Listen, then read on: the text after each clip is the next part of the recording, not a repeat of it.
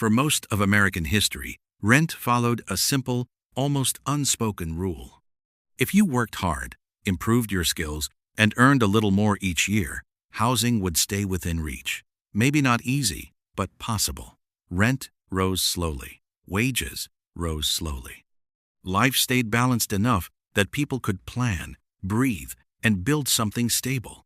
That rule is now broken. Across the United States, a quiet shift has been happening not overnight, not loudly, but relentlessly. In city after city, rent has begun to rise at a pace that salaries simply cannot match. Not just faster, sometimes twice as fast, sometimes 3 times faster. And for millions of people, the gap between what they earn and what they pay just to exist is growing wider every single year. This isn't just about expensive coastal cities anymore. It's not just New York or San Francisco. It's happening in places that were once considered affordable. Places people moved to specifically to escape high costs. Cities that marketed themselves as up-and-coming, livable, or middle-class friendly. Now those same cities are quietly becoming traps. At first, everything feels manageable. Rent goes up a little, but you adjust. You cut back on eating out. You delay a vacation. You tell yourself it's temporary. Then it happens again the next year, and again. Meanwhile, your salary barely moves. Maybe a 2% raise, maybe nothing at all. Suddenly, half your income is gone before the month even begins. This documentary isn't about blaming renters for making bad choices, and it's not about claiming landlords are villains in every case. This is about systems, timing, and momentum. When demand explodes, supply lags, investors flood in, and wages remain stagnant, the result is predictable and brutal. Today, we're starting with the first 2 cities on our list, cities that perfectly illustrate how fast this crisis is spreading and how quietly it takes hold. Number 10, Tampa, Florida. Tampa was supposed to be the safe move. For years, Florida sold itself as a financial refuge. No state income tax, warm weather, job growth, affordable housing compared to the Northeast and West Coast. Tampa, in particular, became a magnet for remote workers, retirees, and young professionals who felt priced out of elsewhere. And for a while, the math worked. You could rent a decent 1-bedroom apartment, enjoy a coastal lifestyle, and still have room in your budget. People arriving around 2016 to 2019 felt like they had made a smart decision. They talked about Tampa as if they had discovered something before everyone else did. Then the floodgates opened. Between 2020 and 2024, Tampa experienced one of the fastest population inflows in the entire country. Thousands of new residents arrived every month, many bringing higher salaries from states like New York, California, and Massachusetts. At the same time, investors noticed. Corporate landlords, private equity firms, and short-term rental operators began buying up properties at scale. Rent didn't just rise, it leapt. In 2020, the average rent for a 1-bedroom apartment in Tampa hovered around $1,200 per month. By 2024, that number had climbed to roughly $1,850, an increase of more than 50% in 4 years. Now, look at wages. The median salary in Tampa during that same period rose by roughly 12 and 15%, depending on the industry. Many service sector workers saw even less. Hospitality, healthcare support, retail, and education workers, the backbone of the city, were suddenly competing for housing, with people earning double or triple their income. This is where the regret starts to form. People don't usually leave Tampa immediately. They try to adapt. They move farther from the city center. They downsize. They take on roommates in their 30s and 40s. Some move into older buildings that haven't been renovated, paying premium prices for declining quality. And then there's insurance. Florida's insurance market is under severe strain. Rising premiums don't just affect homeowners, they get passed down to renters. Hurricanes, flooding risks, and insurer exits have turned housing costs into a moving target. Every lease renewal comes with anxiety. Not just, will rent go up? But how much will it go up this time? Tampa didn't become unaffordable because it failed.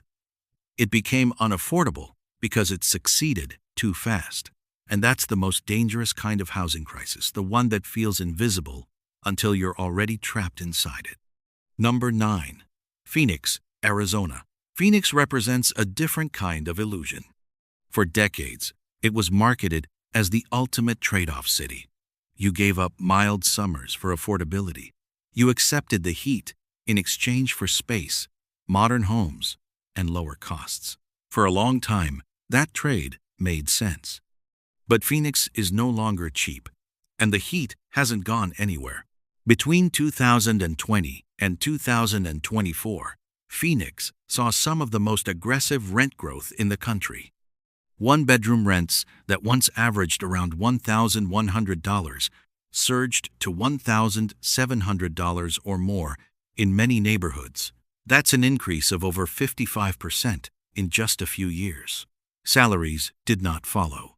Phoenix's job market is heavily weighted toward logistics, healthcare support, call centers, and service industries.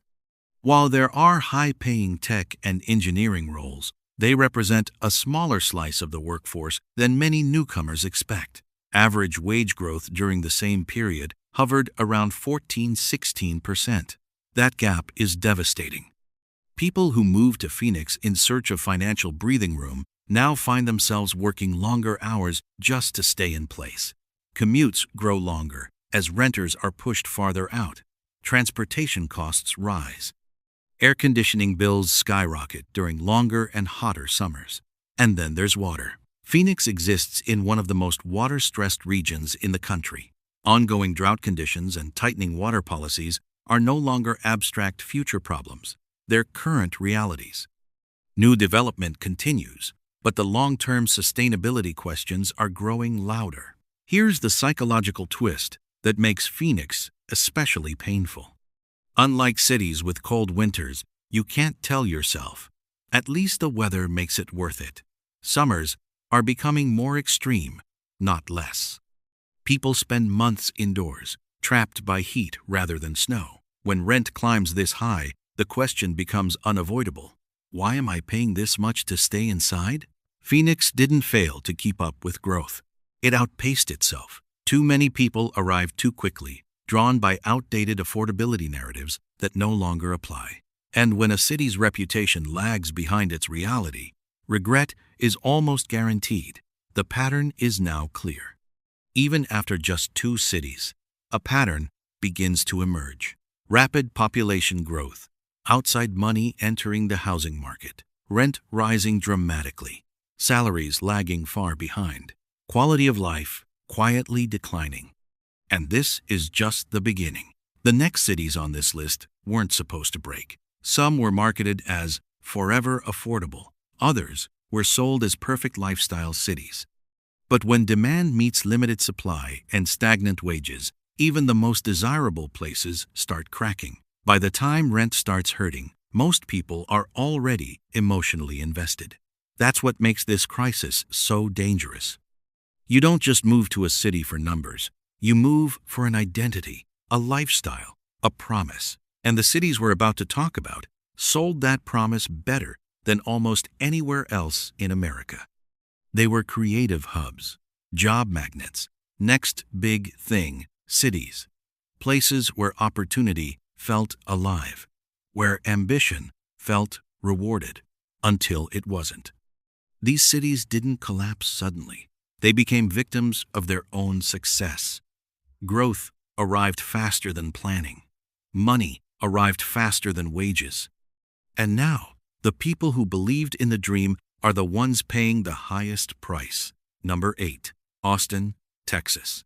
Austin didn't just grow, it exploded. For years, Austin was marketed as the perfect balance. Tech jobs without Silicon Valley prices. Culture without New York chaos.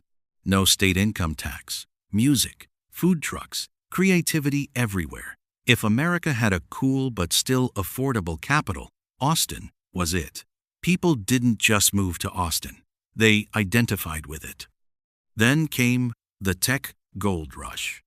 Between 2020 and 2024, Austin absorbed wave after wave of high-income remote workers, startup founders, and major tech expansions.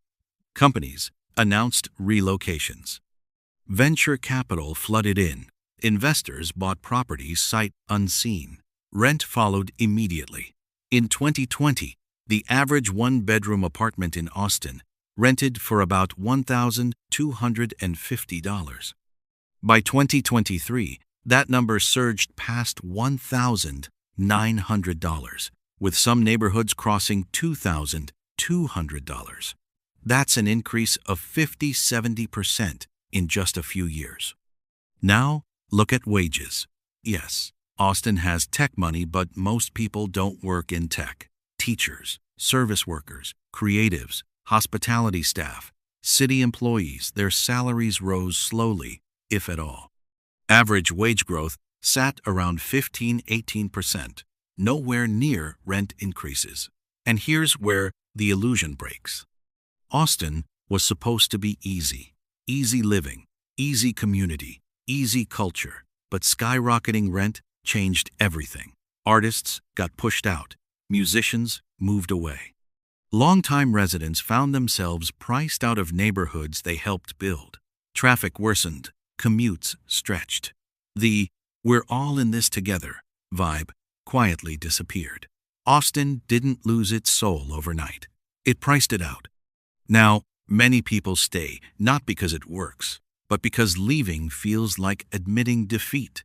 That's when regret starts to rot quietly beneath the surface. Number 7. Denver, Colorado. Denver sells a lifestyle before it sells housing. Mountains, clean air, outdoor freedom.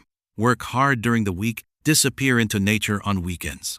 For years, that pitch worked beautifully. Denver became the dream city for professionals who wanted balance instead of burnout. But balance only works when life is affordable. Between 2020 and 2024, Denver's rent rose aggressively. A one-bedroom apartment that averaged around $1,400 climbed to $1,900 plus, with central neighborhoods pushing well above $2,100. That's roughly a 40–50% increase. Meanwhile, wages grew at about 14–16%. That gap matters more in Denver than people realize. Why? Because Denver is not cheap outside of rent.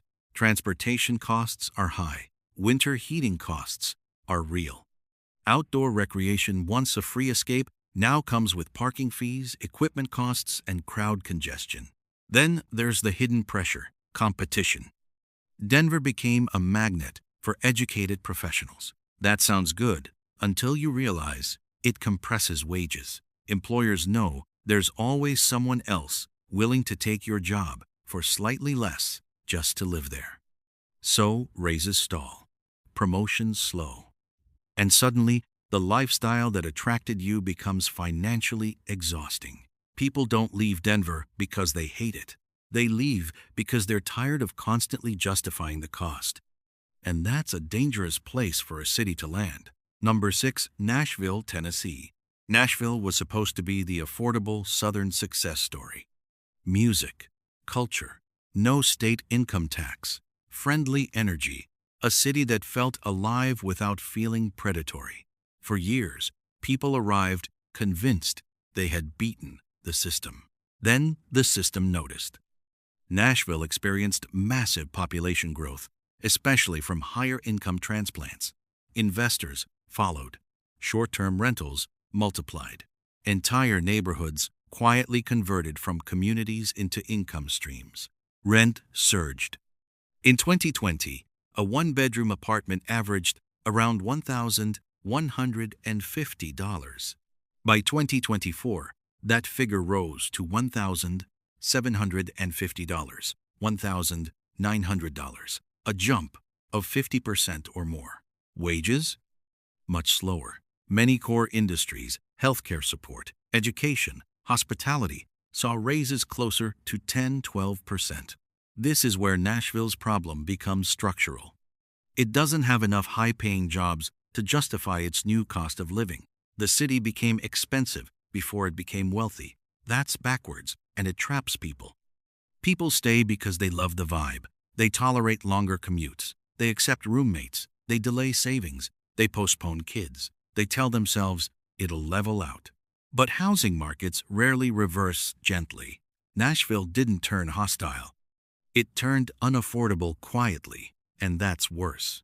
What these cities have in common: Austin, Denver, Nashville, different regions, different cultures, same outcome: rapid in-migration, investor-driven housing demand, rent exploding faster than wages, lifestyle promises eroding, residents emotionally attached but financially strained. This is the modern rent trap. Cities grow faster than their economic foundations. By the time people realize the numbers don't work anymore, they're already rooted jobs, leases, relationships, identity. And the scariest part? We're only halfway through the list. Some cities don't feel expensive at first. That's what makes them dangerous. They don't hit you with sticker shock the way New York or San Francisco does. Instead, they lure you in with familiarity, familiar accents, familiar neighborhoods, familiar prices that used to make sense. Then, slowly, the numbers stop lining up. These are the cities where people say, it's not that bad here, right up until the moment they realize they can't get ahead anymore. Number 5, Atlanta, Georgia. Atlanta used to be the safety valve. When coastal cities became unbearable, Atlanta was the answer. A real city with real jobs, film industry growth, tech expansion, Black middle-class strength, space, culture, opportunity. For years, Atlanta absorbed growth better than most. Then came the flood. Between 2020 and 2024, Atlanta experienced massive in-migration. Remote workers arrived with coastal salaries. Investors followed. Single-family homes turned into rentals. Entire neighborhoods flipped ownership. Rent surged. In 2020, the average one-bedroom apartment rented for around $1,200. By 2024, that number jumped to $1,700, $1,850, depending on the area. The blues comma, that's roughly a 45–55% increase. Now compare wages. Atlanta's wage growth hovered around 13–15%. Many workers saw less. Service sector jobs barely moved at all. Here's the deeper problem. Atlanta is car-dependent. You can't simply downsize your lifestyle to save money. Transportation costs eat into income. Gas, insurance, repairs, all unavoidable. So, rent rises. Transportation stays expensive. Wages lag. And suddenly, Atlanta stops being a stepping stone and starts feeling like a treadmill. People aren't starving. They're just stuck. That's when resentment creeps in. Number 4, Las Vegas, Nevada. Las Vegas is one of the most misunderstood housing markets in America. People think of casinos, tourism, and nightlife. What they don't think about is that most residents are not making tourist money. They're working service jobs, healthcare, logistics, retail industries with modest wages. Yet rent doesn't care what industry you're in. In 2020, average rent for a one-bedroom apartment in Las Vegas sat around $1,050. By 2024, that figure climbed to $1,550, $1,700, an increase of over 50%. Wages? Much slower.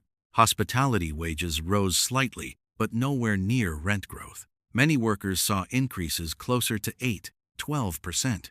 Las Vegas also has a unique vulnerability. It is highly sensitive to economic shocks.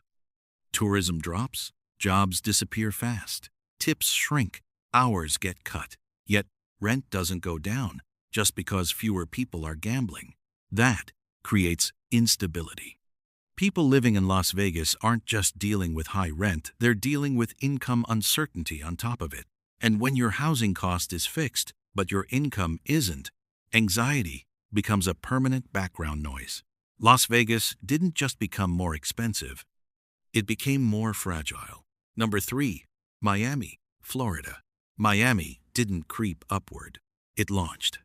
Few cities experienced rent inflation as violently as Miami after 2020. Remote workers arrived en masse. International money poured in. Luxury development exploded. Investors bought entire buildings. Rent followed instantly. In 2020, the average one-bedroom apartment in Miami rented for around $1,700. By 2023, that number surged past $2,600, with some areas crossing $3,000. That's an increase of 50–70%, sometimes more. Now here's the disconnect. Miami wages did not rise accordingly. Average wage growth sat around 12–15%. Many industries, hospitality, retail, service lagged even further behind.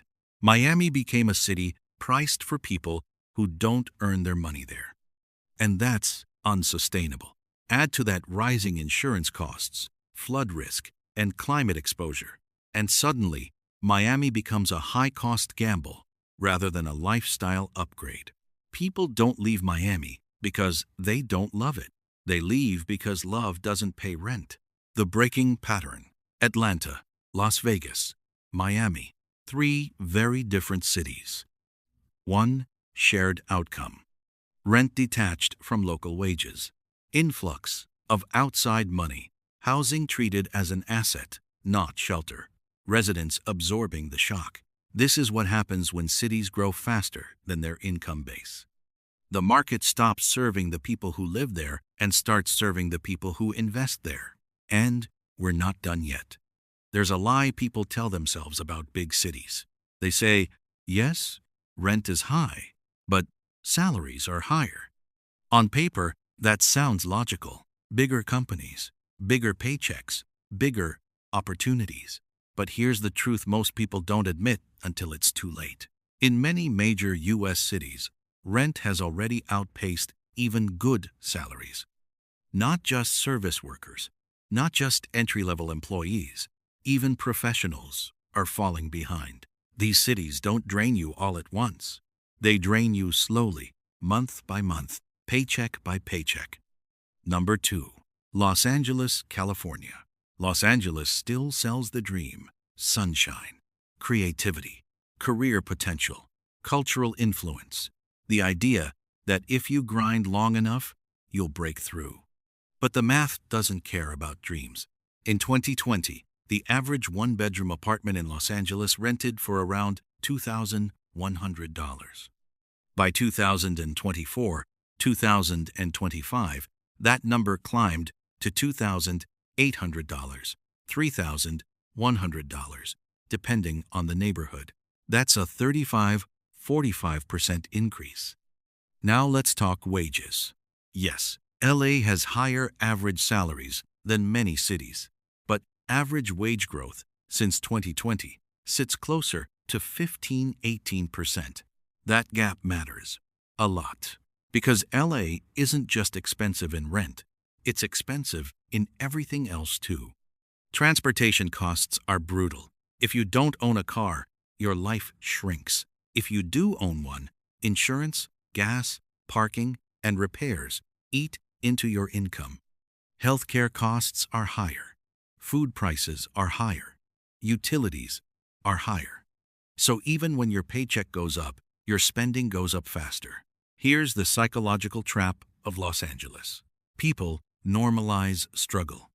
Working professionals accept roommates into their 30s and 40s. Commutes stretch past 90 minutes one way. Vacations disappear. Savings stall. And because everyone is struggling, it stops feeling like a warning sign. But when a city requires above-average income just to live an average life, something is broken. Los Angeles didn't become unlivable overnight. It became unsustainable quietly. Number 1. New York City, New York. New York is in a category of its own. This isn't a city where rent is rising faster than salaries. This is a city where rent has already won. In 2020, the average one-bedroom apartment in New York City rented for about $2,400. By 2024, that number jumped to $3,300, $3,600. In many Manhattan neighborhoods, it's far higher. That's a 40–50% increase. Now, here's the uncomfortable truth. Even six-figure salaries are no longer enough to feel secure. A $100,000 salary sounds impressive until rent alone consumes $45,000 per year. Add taxes, transportation, food, and healthcare, and suddenly that six-figure income feels fragile. Wage growth in New York since 2020? Roughly 18–20% on average. Again, not even close. What makes New York different is this. People don't expect it to be affordable. They expect it to be worth it.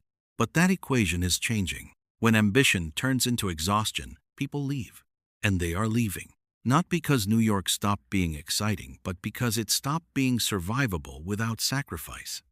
The hidden cost no one talks about. When rent rises faster than salaries, something subtle happens.